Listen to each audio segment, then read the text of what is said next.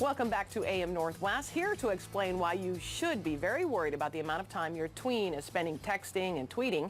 We welcome back to AM Northwest psychologist Dr. Goldie Sadie. Good to see you, Dr. Goldie. Great to be here. Thank you. So let's talk about it, because more and more tweens are texting and messaging and all of that. What are your thoughts? Well, you know, it's becoming very problematic, and I see it on my therapy caseload all of the time. And in what way is it problematic? Well, you know, there's so many apps. So they have Instagram and Snapchat and Twitter and all of that, and there's a lot of social media bullying that's going on. Oh.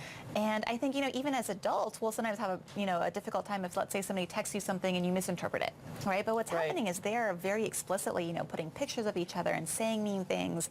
And I've had clients come in, you know, pretty much in an emergency crisis state after spending a lot of time on social media. Is it because they're too young to be on social media? I really think that they are. You know, I think when we talk about the brain, it's really not fully developed at that point. You know, the executive functioning, that's the part that governs our thinking, our planning, our decision making.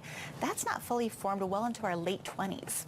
Oh, wow. So that's quite a bit of time. Right. You know, I mean, we already talk about teenagers texting, but now think about tweens, right? I mean, they're really in that state between being a child and a teenager and are trying to make meaning. And that's when you get kind of this mean girl mentality, which oftentimes maybe didn't quite exist when they were younger. Right. But you get a lot of that starting to come up, so it becomes really problematic. Is it a problem for the boys as well?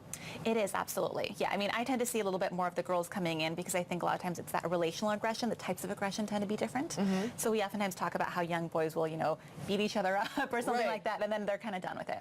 Whereas with the girls, it can be kind of this very insidious kind of, you know, passive-aggressive type of dynamic that ends up happening. So you talk about different levels, and let's talk about pre-contemplation. What do you mean by that? Yeah, so what I'm saying is, you know, a lot of times we want to have a conversation about how do you change this behavior. And anytime we want to change a behavior, we really have to go through the stages of this model. So Prochaska and DiClemente, there's health psychologists that talk about the stages of change model, or the trans-theoretical change model.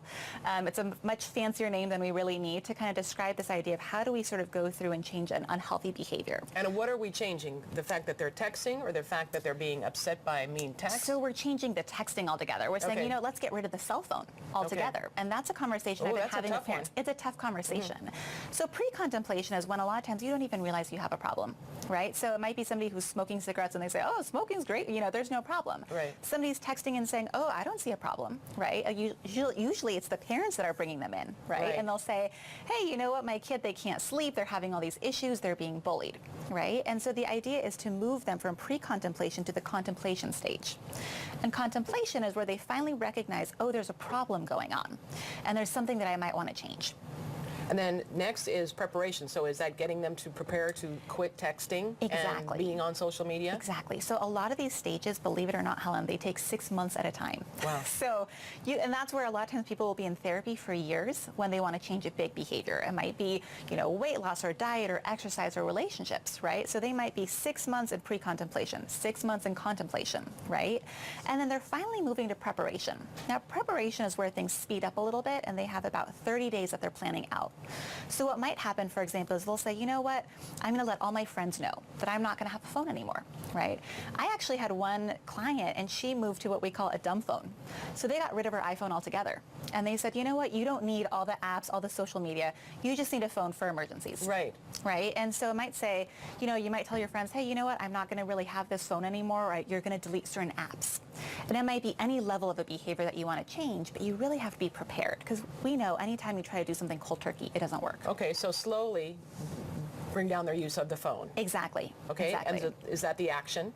It is the action. Okay. And the action is finally when it's happening, right? Because a lot of times in therapy, you'll have somebody saying, well, maybe I want to do this, maybe I don't, right? It's going through the pros and cons. But by the time you're in action, it's actually happening, right? And you're being really aware of what it is that's going on. You're saying, okay, I'm actually going to go through. You might write it down on your goals list. You want to make sure that you have a really healthy support system.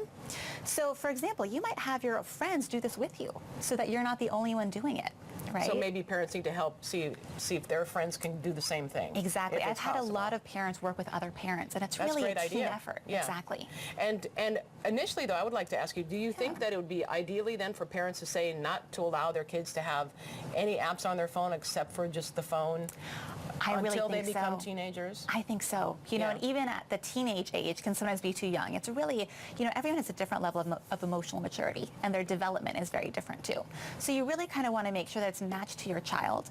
But what ends up happening is people are just on their phone all day, every day. Right. You know, they're not developing the critical social skills. You know, being able to look Keep something in them the away eye. from the phone as long as possible. Exactly. And off social media for as long as possible. Exactly. Okay, Yeah. doctor. Good Yeah. tips. Thank you very much. Thank you so much.